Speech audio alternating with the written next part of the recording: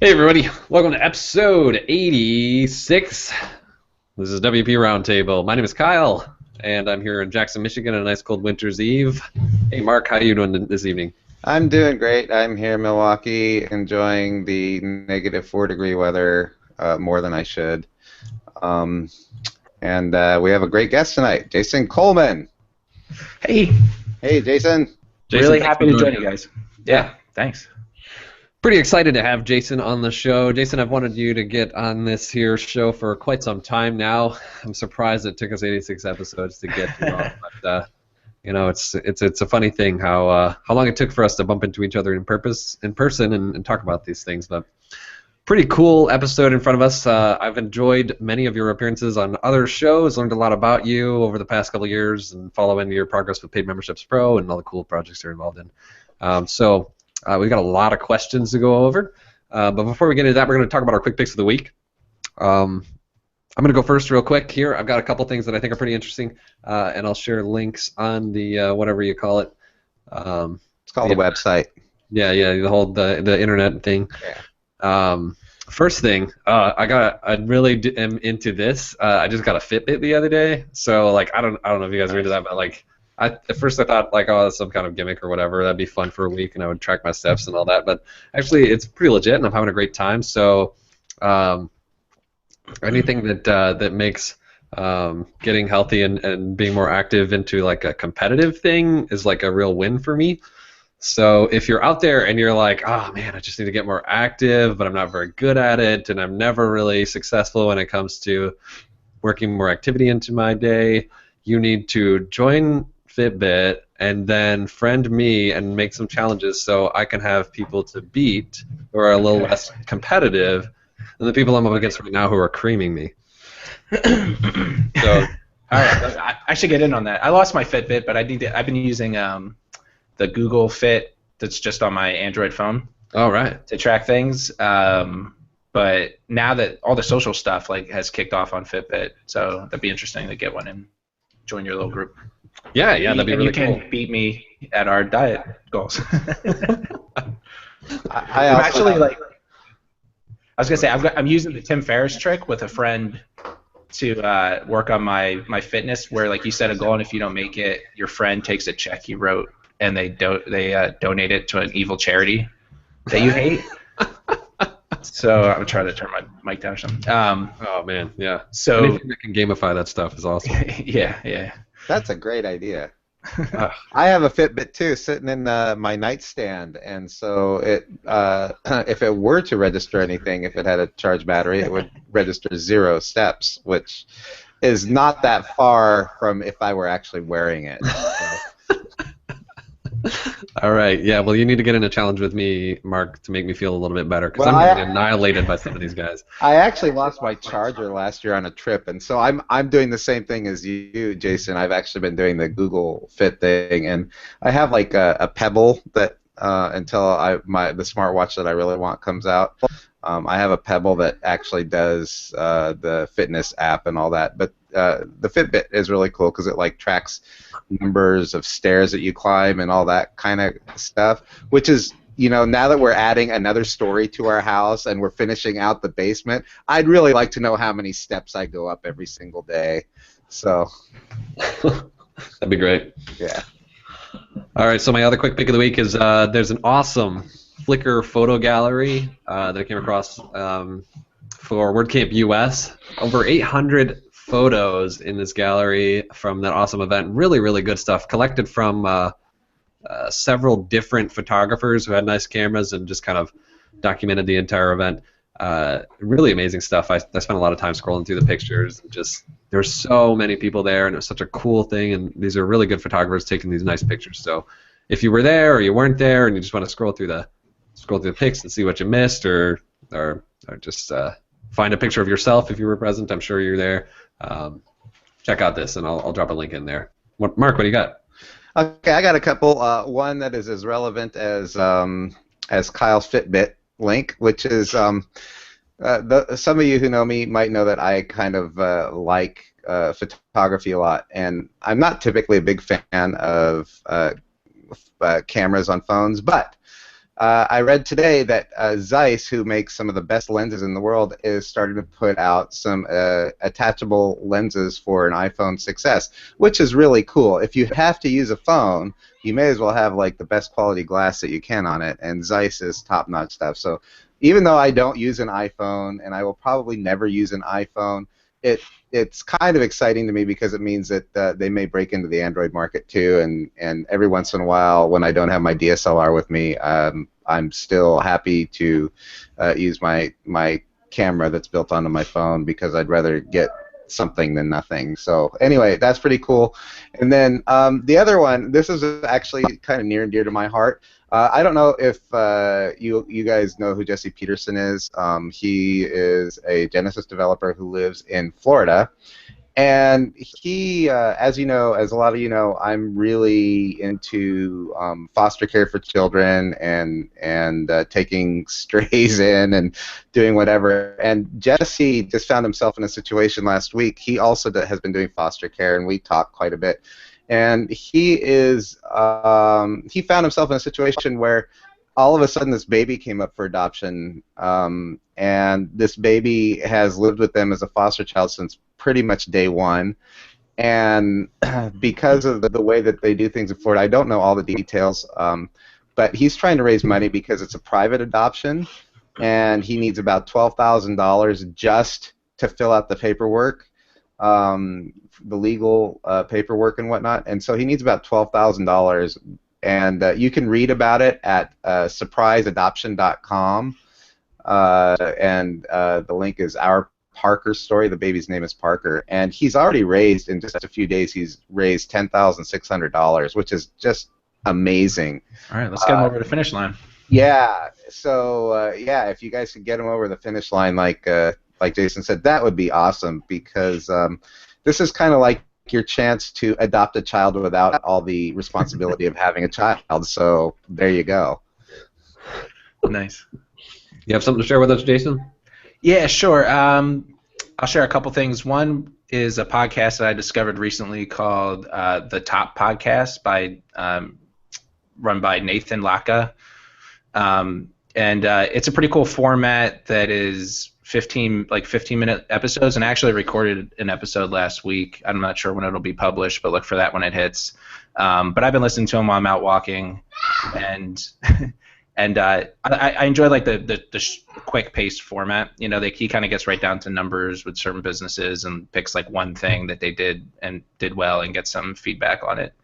And then kind of in the podcast theme, I did another podcast with Matt Cromwell from the Advanced WordPress Facebook group a couple weeks ago, and he used a tool called blab.im, which was similar to Google Hangouts in terms of allowing a bunch of people to video conference at the same time, but it really seemed like it tried to be end-to-end kind of podcast solution in terms of like wrapping up the video and putting it online and stuff. So it looks like it has the potential to kind of compete with Google Hangouts and maybe be a little bit easier for some people who are trying to just like quickly get into podcasting and don't want to deal with all the technical bits of it. So something to check out. That's pretty cool. I've heard a lot of good things about Blab. People have been talking about it at someone did a presentation at one of our local WordPress meetups recently to get everybody up to speed on what's happening in the world of social media and stuff like that. So it's pretty cool, and those podcasts sound really awesome. So thanks for sharing, Jason. Yeah. So we've got that stuff out of the way. Let's talk about you, Jason. Let's get to learn a lot more about you, your history, your projects, what's going on, what you think, what you care about, where you're going. We want to know everything. So you've got a pretty cool business going in the WordPress space, a premium plugin business, and well, I should say a freemium plugin business based on primarily on your product, Paid Memberships Pro, and the free in the WordPress.org plugin repository. Very popular plugin. You've made a name for yourself as an expert in the membership website space. Formerly spent a lot of time doing consulting work that ended up specializing a lot in membership websites, as I understand. Yep. I've learned a lot about you from interviews on recent and not so recent appearances on other podcasts. I think especially your appearance on Kirk Bowman's Art of Value podcast recently was very good. Excellent discussion. I thought that was a fantastic episode. So anybody interested in learning about value pricing, especially in the WordPress space, Jason has some really good insight on that show. One of the most recent episodes from here. But let's take a step back a little bit and go pretty far back. We like to talk just about kind of how you got here, and not to be too redundant, but let's go back. What did you want to be when you grew up when you were a kid? I think probably when I first got a computer and started programming around like 8 or 9 years old, I really realized that, well, maybe it was a little older. Maybe it was like up to as old as 12. It's all a blur. But as soon as I got that, computer and started writing basic programming and stuff, I kind of realized that that was the perfect outlet for the type of creativity that I have inside of me. In terms of like, you put code in and it makes something work, and you really feel like you're having an impact on like the little world at a computer. Like the power of that is really, I got attached to that. So I've always been a creative person, so I thought I'd be in the creative space somewhere. I used to really want to make video games for a living, and through college I studied that industry really closely, and I learned about, like, as an employee, how rough it is for them. I think, at the time Electronic Arts was like being sued by their employees for 80-hour work weeks and never having vacations and getting paid under industry rates and stuff like that. So from a career perspective, it seemed like, oh, they really just take advantage of people who are like passionate about making video games, whereas, the easier money is in other areas of programming. So I kind of left that dream aside, but that's where I started, and that's kind of how I stumbled into programming and eventually, the WordPress space. Pretty cool. So you got some jobs and you did some work for some people, and eventually set out on your own and started doing some consulting work and some freelance stuff.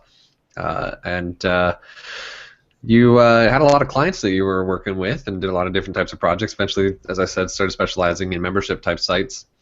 So we like to talk about a little bit of that time where you were providing professional services for clients, and one of the things we really like to go over is projects that went wrong and lessons learned from them. Maybe you could look back and tell us a story about some of those projects that maybe you just wish you could forget. Those kind of things, the things that just went terribly, terribly wrong, decisions that you regretted. Yeah, I mean, so just last year as a business, we converted from, doing consulting and product development to like 100% focused on Paid Memberships Pro as a product. We kind of handed off our last remaining consulting clients that we had. But before that, we kind of started the transition, and, for almost the past decade now, my wife and I are in the business together. She's a designer and kind of does some of the business side of things. We've been doing consulting WordPress sites, and we did like the typical 50% of our projects were small businesses that just need like a brochureware site, stuff like that. And about 50% of our projects were really like applications or proof of concepts for startups built on top of WordPress, like kind of pushing WordPress to do things that it wasn't really meant for back in the day. And there is one story in particular that, I try to learn from, where we were building a pretty cool application for a company that would evaluate teachers. So they would act as a consultant and come into a school, and they had a proprietary process for like evaluating, like a self-evaluation, and then you would also evaluate all your peer teachers, and they would rank them against each other, and they had like pretty charts that they would show, probably to figure out like which teachers to let go, or like how to incentivize their teachers to do better and stuff like that. So we built a system on top of WordPress that had all the questionnaires and all the reports kind of built in as CPTs in the system, and the teachers could log in, perform the questionnaires, and get the reports right through the system. But I learned a couple things. One, like we worked with like a liaison, not the true owner of the business, and there were some other warning flags too, where up front we quoted something like $20,000 over 6 months, and they talked us down to like $10,000 over 3 months for like a smaller scoped project. But in reality, after 3 months, obviously they were like, oh, that other stuff we cut out, we really need. So we ended up squeezing it in, and all on the way we're like, hey, this is going to cost this much, this is going to cost this much. And things were going really great because we were working with this liaison, but then like they kept delaying the launch, but just as they were ready to launch, and it was all like delays on their end where they're choosing to like launch in different countries and stuff like that. the real business owner got on the phone call with me, and it was like a crazy blow up. Like I had never spoken with him before, and if we were face to face, we probably would have been in a fist fight. Like it was that intense. Wow. And my wife was in the background, like, "What are you yelling about?" And it tried to like calm me down. I'm like, "Get out of this. This is man's business or whatever." And we were just like yelling at each other, and it was ridiculous. And I was like, we kind of like just told each other shut up and got off the phone. And I was like, whoa, what happened? Like I kind of fired him. I was like, whatever, keep your money. And then we missed like the final milestone payment for that project, and it was like such an awesome thing that we built. So it's like when you build awesome stuff and you can't, like, I can't tell you what it is or be proud of it. I don't know if they're using it. Like I can't use it. Like it's it's like a child I lost or something. So I was really upset about it. But thinking back, like I saw those warning signs. Like so I tried to learn from it. So I learned that you have to be strict about your estimates, and make sure that you're on the same page with the client. And I guess actually, make a longer story short, like the real thing I learned was about what's called nice guy syndrome, right? So this is something that affects people. And I realize like I have nice guy syndrome to some extent, and it affects me in my personal life and also in my business life. So in a personal life, it's usually characterized by like guys are really nice to women, and then they expect like the women to want to be with them. And I haven't had to deal with that. I've been dating my wife since high school, so I've been out of the dating game. But in the business world, I would do the same thing with clients, where I do things like, hey, as a favor, I'm going to work extra hard to get this thing done in 3 months instead of 6 months.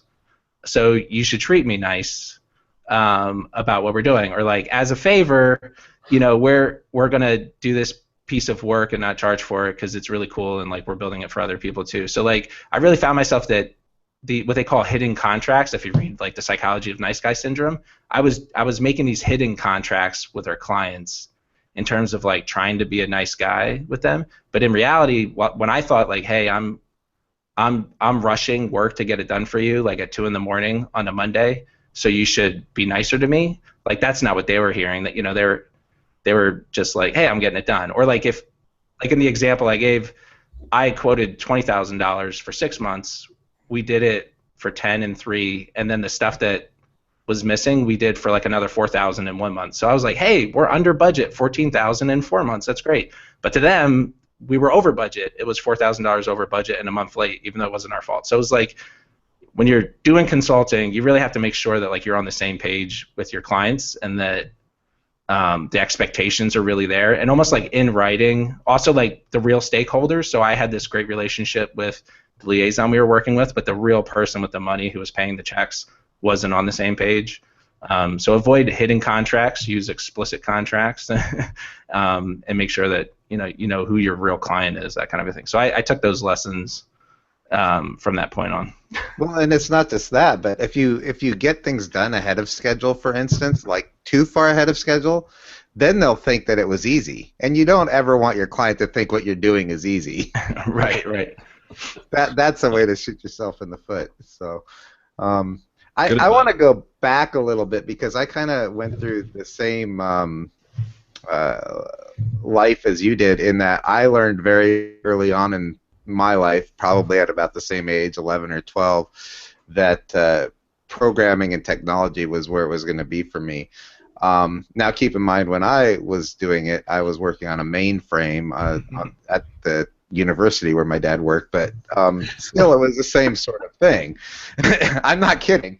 But what I'm curious about is, we went from you discovering that to all of a sudden here you are doing WordPress sites. I'm kind of curious if you did any like weird odd jobs or things like that, between them, that weren't technology related, or were, but they were just like odd things that you never saw yourself doing or anything like that? Or did you stay that course since you decided at the age of 12 that you were going to always be in technology in some way, shape, or form? Yeah. I mean, I had some odd jobs in high school. My mother was a manager at like a retail outlet. Before outlets were really popular. Reading, Pennsylvania used to be like the outlet capital of the world.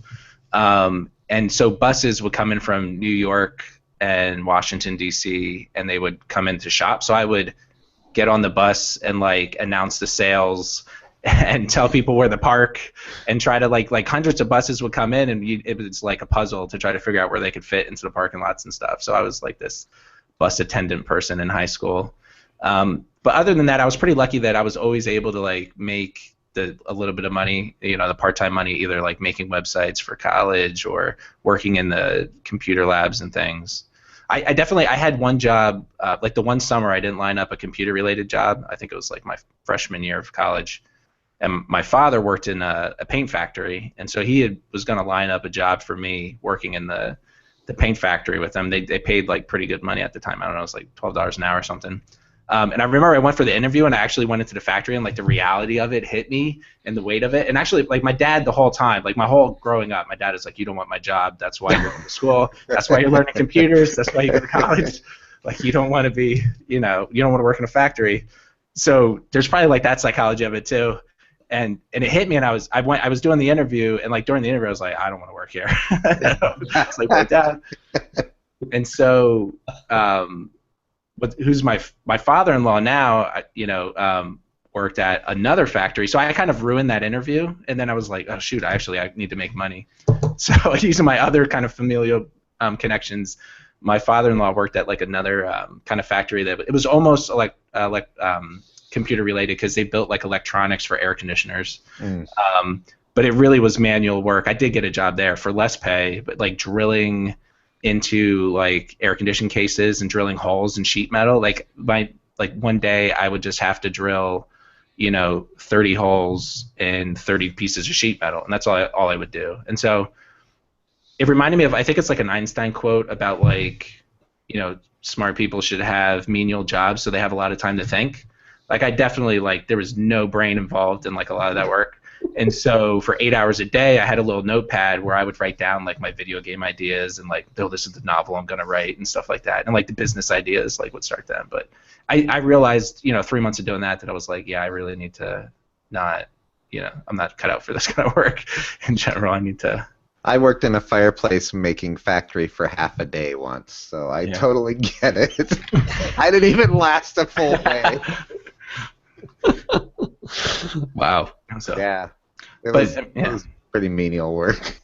It gets, I totally and then I worked in as a consultant for Accenture for a couple of years out of college, which was not menial at all, but kind of like the other end of the spectrum, like business, bureaucracy, and I learned a lot of really good project management skills that helped me do my freelance work. But then when I was working for myself, like I had so much, kind of gratitude for the fact that I get to work from home, and when I had kids that I get to see my kids all the time. Like I really don't know how single parents raise kids. We have two parents and we're both at home, and it's still a struggle. Right.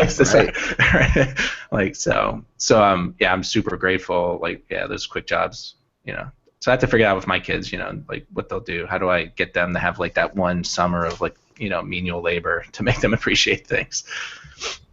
Make them shovel snow in the wintertime. Yeah, that'll help. Perfect. So that's some powerful stuff. Really interesting story there, Jason.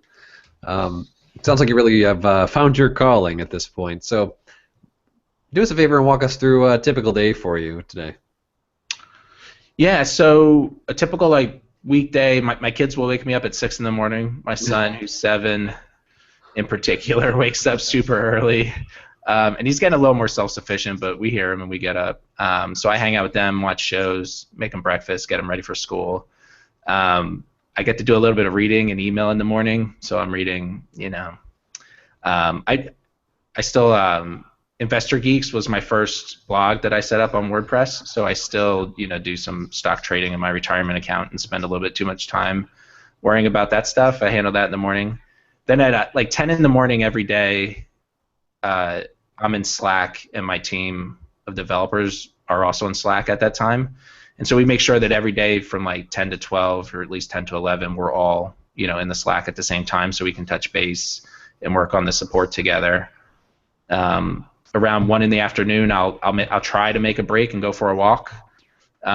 So it's good for my, my steps tracked, but it's also good for my mind. I really kind of earlier in the year was having a lot of work-related stress because as we were ramping down the consulting business,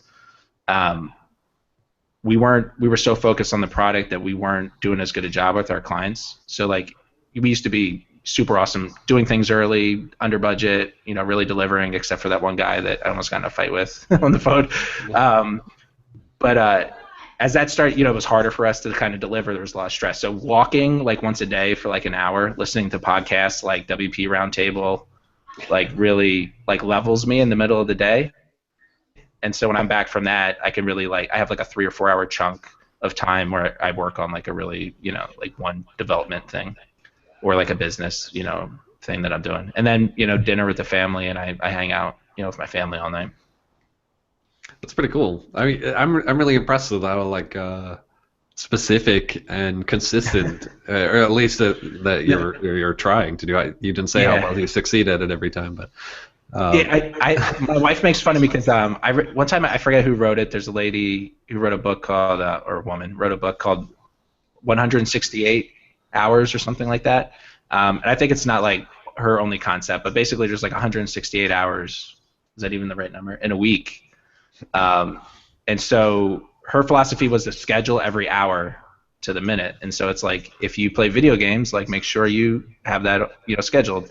If you say things like I don't have enough time for my family, like is that real, or like what are you doing that like you instead that you could cut back so you could spend time with your family? So every like twice a year I do this where I write down basically how many hours for each task I want to spend per week. And I build a calendar that's like a super detailed schedule, and I definitely don't follow it. Like it dissolves after a week. But it sets it up enough, like definitely like that 10 to 12 time with the developers is like sacred. Like we're always in there.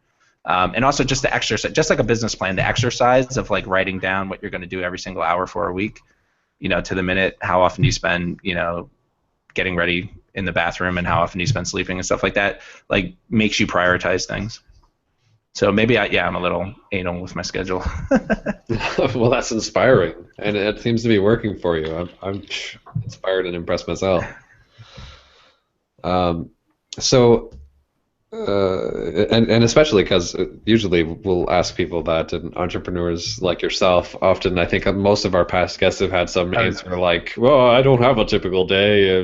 I answer emails and I'm all over the place. Blah, blah, blah. There is some truth to that. Like at least every other day when I sit down at 10, I think I know what I'm going to do. Like I'm like, hey, I'll help you guys with the support forms and stuff, but like, Stripe had an update and everything is broken. Oh, this, add-on has a security hole in it. This, person. So I often do get redirected, but that's the schedule I try to keep. Happens to all of us, even Mark. Never happens. When you first started working on building Paid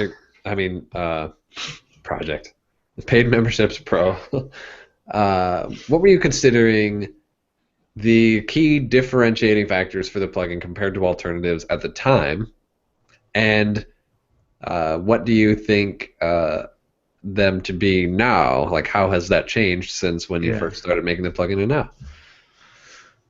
Yeah, so it hasn't changed much. I don't know if my mic has the echo or where it's coming from, but I'll try to minimize it. There was a few things, and it hasn't changed too much. Like one was that we were really trying to streamline for membership sites versus general e-commerce that was already being handled by Jago Shop at the time and now WooCommerce, WP Commerce, things of that nature. So what we realized when we had consulting clients who needed a membership site and not an e-commerce site was that membership sites are like their own thing and they have their own needs, and a lot of the extras that in a normal e-commerce tool like shipping, shopping carts are unnecessary and confusing for people who are running a membership site. So that's the one, like it's different from e-commerce, and that's still true. We knew it was going to be 100% open source with all the code and all the modules available for free. The biggest membership plugin at the time was Wishlist Members, which was proprietary, and they obfuscate their code, and developers have a terrible time working with it because the code's obfuscated and it's not really open source. And also it was like $300 per license. So from a coding standpoint, like we really believed in open source, like the same open source that is backing WordPress, and at the time like was the big Matt Mullenweg blowout with Chris Pearson from Thesis Themes, DIY Themes. So it really was in the forefront of like the WordPress community at the time that like GPL, like plugins should be GPL. And then we wanted to make it free because we were coming into this space where there was huge competitors that were spending a bunch of money on ads, and we couldn't compete with that. So like putting it free in the repository kind of sidestepped them and allowed us to get market share. And so that's the one thing that's changed. Like now you can still get all the add-ons for free through GitHub or in the WordPress.org repository. But on our site, we started charging for access to the add-ons through our site, or if you use our updater that interfaces with our servers, you need a paid license. And then, I mean, we also wanted to do it like the quote-unquote WordPress way to make it extensible through the plugins API and stuff like that, and make it make sense to WordPress developers like we were. So, and that's definitely true. We try to make it like we're proud of the plugin is built like for developers first. Like sometimes, and I see the angle. I understand it. People will say like, oh, this plugin's for developers first, and it's not great for end users. Because if you want to try to do something that's not in the core setup, it sometimes we're like, hey, here's some code, have your developer do this. But we kind of believe that like WordPress works that way too. Like they make setting up a blog super easy, and if you want to do stuff like add a membership site or other complicated things, a developer it gets into developer space, and they rely on plugins to kind of streamline that. So that's kind of our architecture. We're like, hey, we want developers to be able to do anything on this platform. And eventually, like there'll be add-ons that streamline the stuff that people need the most for end users. So yeah, those are kind of the core philosophies behind Paid Memberships Pro. We really want to build like the community platform for membership sites on WordPress. Awesome.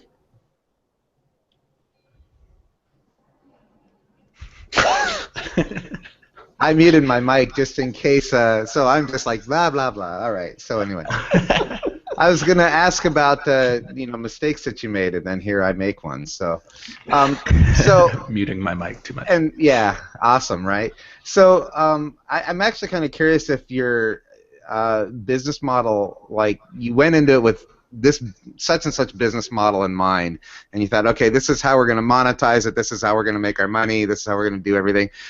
Or did you have a real good concept of what that monetization was going to be? And if you did, has it changed much since you started, or did it pretty much go as you roadmapped it to be?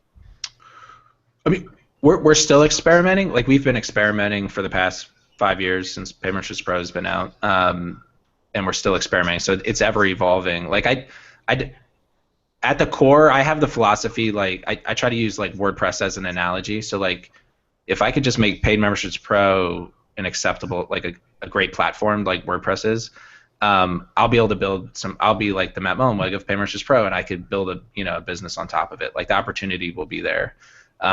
So I was kind of relying on consulting income and really making decisions that weren't necessarily like short-term profitable with regards to the plugin, and really just focused on market share. So very early, I kind of at one point early on I thought like, oh, like any other premium plugin, I'll charge X dollars per download, and that's how we'll make money. And then I was like, no, we have to be free because that's how we're going to circumvent what the other membership plugins are doing and really grow to have the largest user base that we have. So we were focusing on kind of market share first, and then there's really like three kind of, I don't know if I want to call them obvious, but they were the ones that seemed obvious to me, like business models on top of Paid Memberships Pro.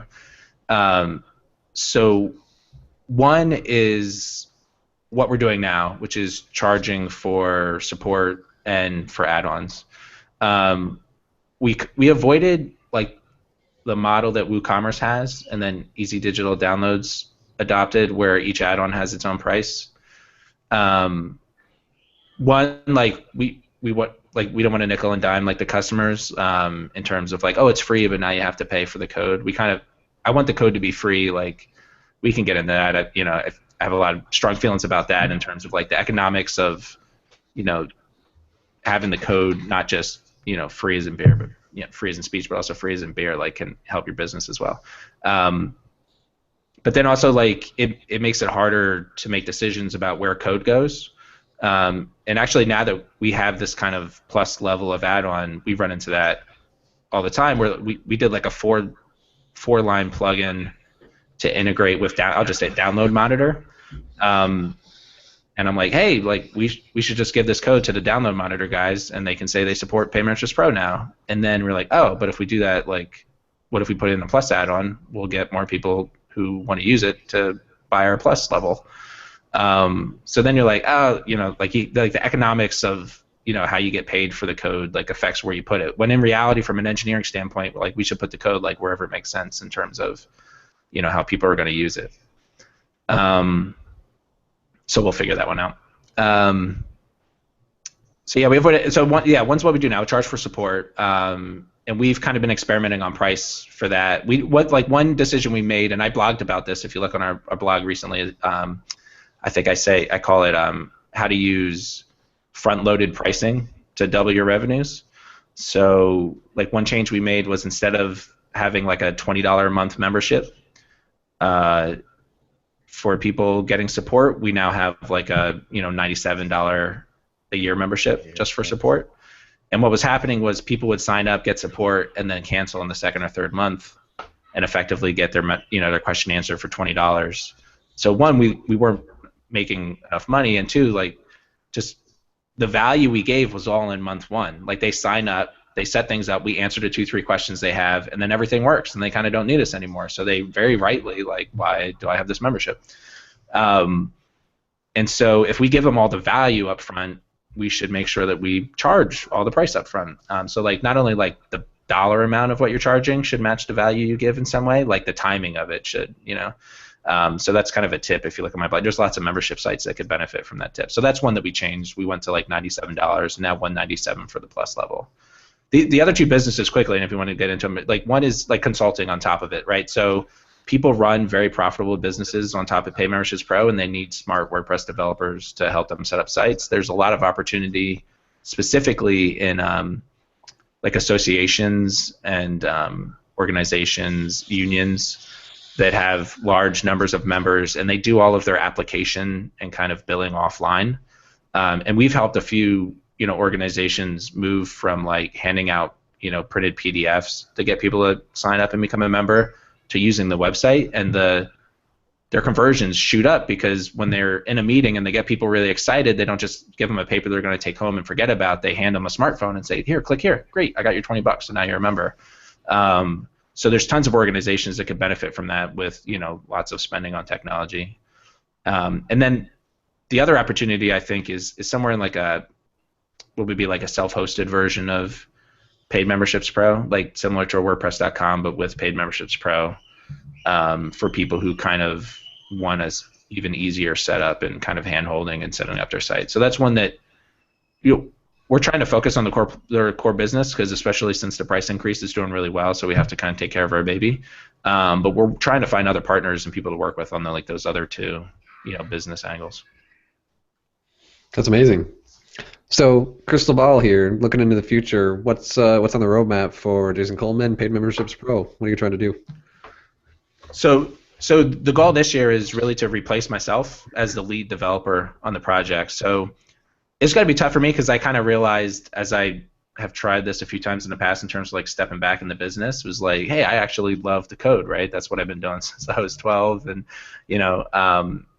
and I'm like really in there. So I have to make sure that I'm still going to code. Like some part of my life is going to be around coding business, but I'd like someone else to do what's needed lead developer wise in terms of managing the add-ons and making sure everything works cohesively and working on the toughest to support stuff that comes up. So we have to kind of grow our revenues to be able to afford full-time lead developer better, and then bring them on and train them and hand off the reins.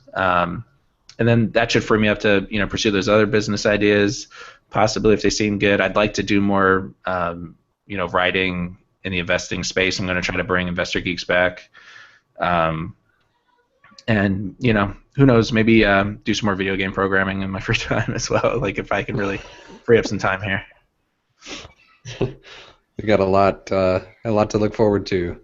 Yeah. Sounds like some big challenges, but some pretty fun and exciting prospects. Yeah. So, how about this? A year and a half ago, an article was published announcing you starting a project called School Press. What's the latest on that? So, School Press really was the like example application that Brian Messenlaner and myself used when we were writing the book Building Web Apps for WordPress, which is published by O'Reilly and is really, has a lot of, kind of, it's for advanced programmers. It's not a beginner's book. It's kind of expects that you know WordPress programming already to some extent, or at least like you're a strong developer of PHP or some other language. And so we developed School Press as like, instead of having random examples that weren't connected, we were like, hey, let's like develop this idea of an app called School Press. And so all of our example code will kind of make sense together, and we don't always have to bring people up to speed. Like imagine an app that does this. Now you're writing like this component of it. It's like, oh, School Press, remember that? Here's the next component. So when we started writing a book, we realized we didn't want to write like how to build School Press book, but actually tons of people would love that book and actually really, wanted that app. And so the code's open sourced and stuff. And we picked School Press because we saw a need. And Brian has worked with like some of the school districts in New Jersey to do some cool stuff on WordPress for them.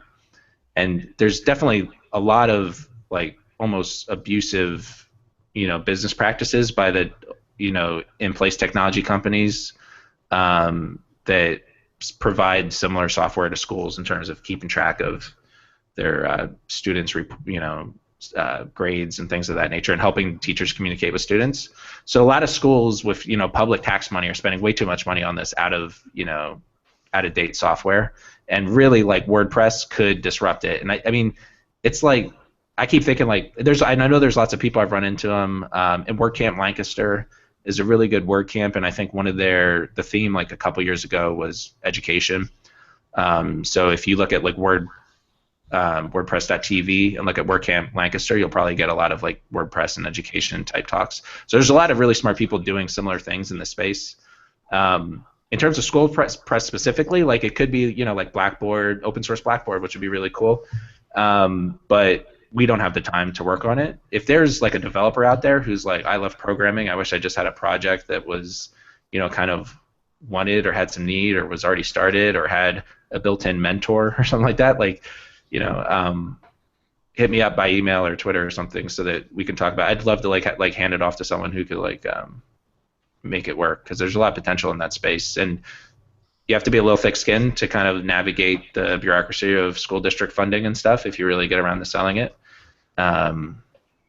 But yeah, so and also we're gonna, in terms of the book Building Web Apps with WordPress, Brian and I this year are going to be working on figuring out what we need to do for the first revision. There's been a lot of development in the past few years since the book's released. Some things that we wrote up and like didn't include in the book in terms of JavaScript, I had like 30 pages on Backbone that I kind of scrapped because at the time the people using Backbone didn't really know the best practices for using it. We were all just kind of making it up at the same time.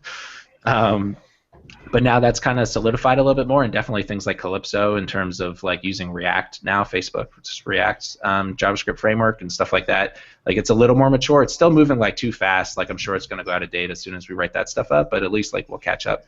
And then in terms of the API, like the WordPress API is built into WordPress now, and so we talk about the XML RPC API in the book, but we should talk about the new API stuff like that. So we're gonna be updating the book, and our goal really is the past couple State of the WordPress speeches given by Matt Mullenweg at WordCamp have been spent a lot of time talking about building web apps for WordPress without mentioning like that there's a book of the same name that would be really useful for people. So like my goal is definitely like to make the book so good and kind of have it in the hands of all the smart people who've learned JavaScript deeply, that it gets a mention and it really gets. I mean, we're going to make it useful and hopefully it gets used and can kind of help WordPress transition from the CMS stage into the application stage. That's amazing. Good job with the book, and I'm sure you'll get that kind of attention before too long. This is a hot topic and hotly demanded information. Yeah, and if folks I'll try to tweet a discount code or put it in the show notes or something, but I don't have it offhand. But if people buy the digital version of the book, they'll get the revision when it comes out for free. It'll like just update. And there's tons of stuff in the book around like the background of like how to think about apps that isn't going to change and is super useful for like all the people getting into WordPress apps. Cool. You hear to hear, folks. There's some real value. All right. So everybody should go out and get that book, and a lot of interesting stuff we talked about. I think the school stuff has been an interesting topic we've covered a lot lately in some of other episodes. We got Rachel Carden starting up WP Campus in a recent episode. We had Cameron Barrett, who I'm not sure you've met before, talk a lot about this very topic. Right. Yeah, it's a big thing in WordPress right now that people are looking into. So it'll be interesting to see where that goes. And speaking of where things go, what's your take? What's your just kind of like kicking back, real candid, thoughts about the future of WordPress? Where's this stuff going? What's the writing on the wall? Share with us. Let me see what I wrote here. Yeah, so I think largely WordPress is eventually going to be as ubiquitous and boring and hated as like PHP code is now.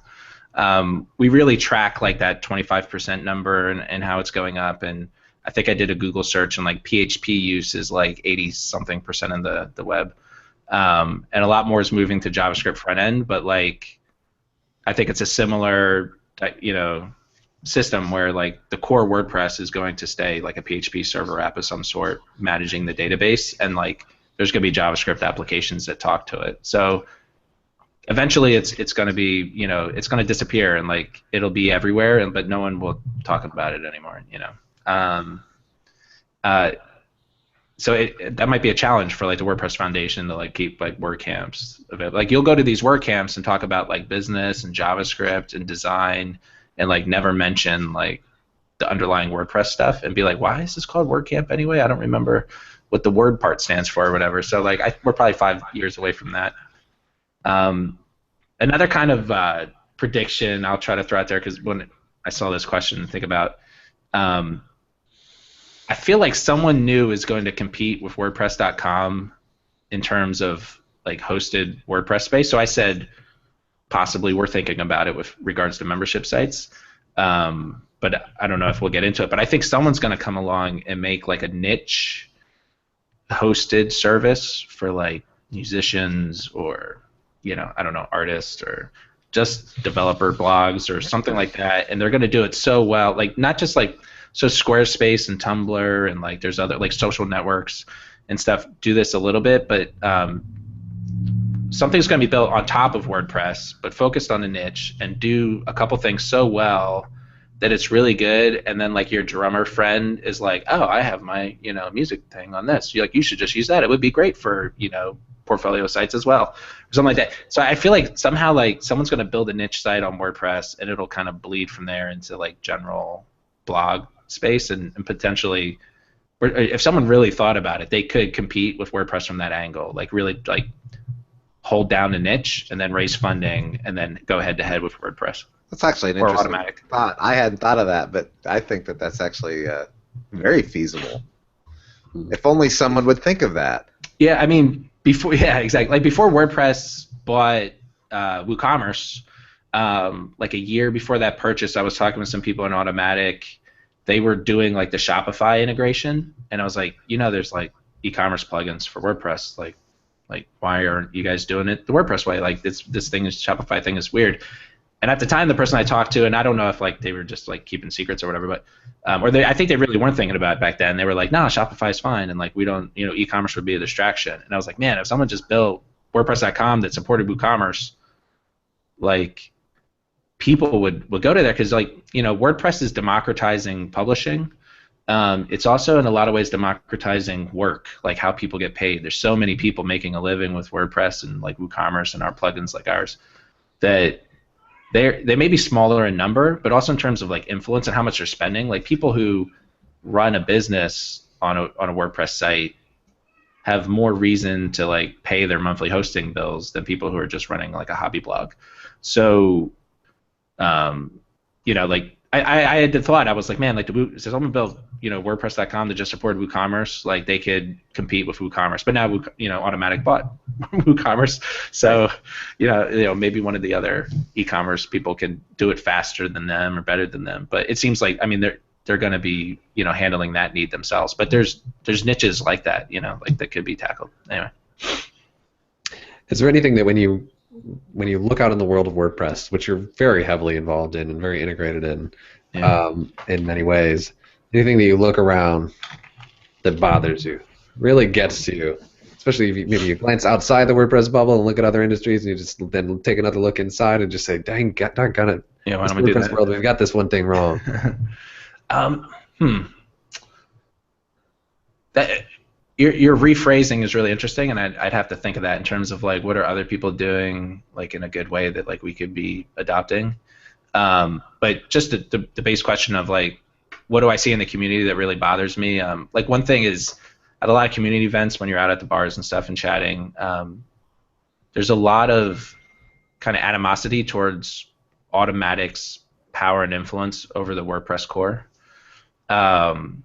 So definitely in terms of like business-minded folks who are running businesses on WordPress, they're like competing, like hey, we compete with WordPress.com, their backup plugin or their whatever, they're different in a lot of ways. And now I guess I compete with WooCommerce in terms of like their membership stuff. But at the same time, like that company Automatic has like they say like no premium plugins in the repository or all these things that kind of make it hard for our life and stuff. But at the same time, like they have special permission to put stuff in like through Jetpack or things like that. So there's animosity. I kind of understand where it's coming from, but at the same time, I'm really like it frustrates me like how bad it or like how it's kind of blinding people to the reality. Like I think people think that the core team that's building WordPress is like really working on behalf of Automatic more than they really are, and hopefully. I think that's changing. I was at the community summit, and I kind of realized that like the folks on the core team, the core developers, the leads and stuff like that, are some of like the strongest willed people like I've ever met. And so kind of the idea that and also I realized like they believe in the core mission of like democratizing the web for publishing, and what's the best way to do that, and what's the best thing for like the world of people using WordPress. And I think the real problem is that what's best for like the end users using WordPress is not always best for the businesses running on top of WordPress, and we have to figure that out.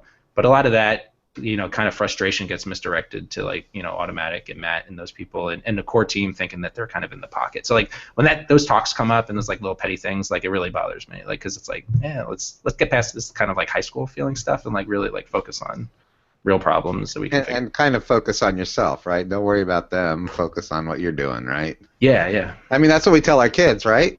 It's not really much different. So, yeah. Hey, so we're running out of time here. I can't believe it's almost 8 o'clock Central already. 9 o'clock your time, huh? So I guess it's lightning round time, and I'm going to ask you a really tough question. What do you, Jason Coleman, like to do for fun? I think the thing that's most fun for me right now is playing Minecraft with my kids. Awesome. My daughter, who's 4 now, is really getting into it, and she mostly sits in my lap and controls. But we do like the multiplayer setup with the kids and run around and build things. Do you do mostly PE, or do you do it on the on computers? On PCs? Oh yeah, on PCs. Yeah. We used to run our own like Minecraft server. Yeah, we have one too. Yeah. Yeah. The new Realm, but my son signed up for. It's funny. He signed up for like a free trial of the Realms. And I'm like, how did you do this? Like without a credit card, what's going on? But it worked because like now like the Realms has a lot of features. Yeah. Are really cool in terms of like switching the game types and stuff on the fly. So I closed down. I had on DigitalOcean like a Minecraft server. I closed that down. And I'm spending that money on like the official Minecraft Realms. Oh yeah, my son did the same thing, and I didn't even realize it yesterday. He was playing with his friends. And he goes, my trial expires in 2 days. I'm like, when did you sign up for this in the first place? I know. I was so surprised. Like I was like that he had used our credit card or something. But yeah. Tricky. Yeah, pretty fun. Microsoft. I think that's the Microsoft influence coming into there. Right. All their tactics. I'm just gonna get an email from Microsoft billing that says your card was successfully charged. I'm like, what? Yeah. That's awesome. That's Another question for you, Jason. I want to sit back and watch a cool movie with my wife after this show and unwind. What's something you recommend for me? So probably tomorrow night, in honor of David Bowie, I'm gonna be watching Labyrinth with my family. Awesome. So you could watch that one Groovy. tonight. Awesome movie. All right. So, looking at your calendar for the year 2016, what are some things you might be physically present and attending that people might bump into you at? Yeah. So my focus is going to be on the kind of local WordCamps or closer by ones. Like Ann Arbor, probably. Yeah, maybe let's figure it out. I was gonna say, or places that I could potentially move to, right? I'm kind of like these business trips are like secret, campaigns to check out cities. Yeah, exactly. But so there's like WordCamp Lancaster, Atlanta, which we have some family near. We're gonna check that one out. What else? I'm also trying to do some like non-WordPress events, so I'm looking for suggestions on those if you guys have them or want to shoot them to me. Stuff like Pressnomics, I'm gonna miss that one this year, but I've been to it in the past and it's been really good. But even like that's like WordPress related. I'm gonna go like totally off, outside the WordPress world. Right. Like Comic-Con or something. Yeah, let's see. There you go. Maybe not that far. I don't know. I hear that speaking of Minecraft, going back to that, I understand that Minecon they're going to be announcing pretty soon, and he's convinced it's going to be in Chicago. So yeah. Wow. And I mean that actually might be a good conference. Like, what I built up a business plan around YouTube video bloggers. It might have changed, but I doubt it. At one point, I did like a review. Like I looked at like a list of like the top 20 YouTubers by income or whatever, and like 3 of them had a website with a domain. Like the rest of them only had a YouTube channel, and I was like, why? Like they need a website. They need like a hub for marketing and stuff. Like these folks kind of all like they're getting business savvy to some extent, and definitely they should focus on YouTube. That's their bread and butter. But like, there's an opportunity there. Maybe I go to Minecon and get all the Minecraft video bloggers to create membership sites. I've actually, my son actually does Minecraft videos and other gaming videos on YouTube, and I've been trying to get him to get a website up, and he says he's going to, but he just never gets around to it. So he's only 10. Yeah. Give him a couple years. Yeah. Awesome. So, Jason, do you have some recommendations for us for other people that would be really great to invite on the show for future episodes? Oh, shoot. Stumped you. Yeah, you did. Actually, I had a note. I've been trying to think about this all day because I had a few, and then I'm like, you already had those guys on, so. Man. Let me think. I don't know. I'm good. I don't. I'll try to think of them an email and see. I wish I could give someone like a really good plug right now. Yeah, no, that's all right. That's all right. That's right. We should have your wife on the show, and we can ask her all kinds of questions about you. There you go. What a great idea. You should. I mean, she's like the brains behind the business, and she like keeps things running. She's an operational genius. She has a little bit of imposter syndrome around like her programming and design work, but I'm like, I talk to you, and because she's kind of self-taught in a lot of ways. I'm like, I interact with you, and then I interact with people who like, act like experts, and like you're way smarter and all this stuff. But also like a little nervous about this publicity, being in public and stuff. So I don't know. I'll prompt her again. It'd be really interesting to like have her go on here and, kind of contradict everything I've told you that her story, or get her version. He says he keeps a schedule, but this is really what he does. Exactly. No, that would be good. I like it. I like it a lot. Well, Jason, this has been an amazing episode. I really, really enjoyed our discussion. Thanks for sharing so much. A lot of great advice. I really appreciate some of the cool tips and insight you shared about consulting and working with clients, projects gone wrong, profound stuff, and about the changes you've made in your business and everything. Really, really amazing stuff. So thank you so much for taking the time out of your evening to share all that with us. Yeah, thank you guys. It's been great. I'm glad. Hopefully, I could help and some people got some good stuff out of this. Thanks, Jason. It's been great. Have a good night, and we'll bump into you again soon.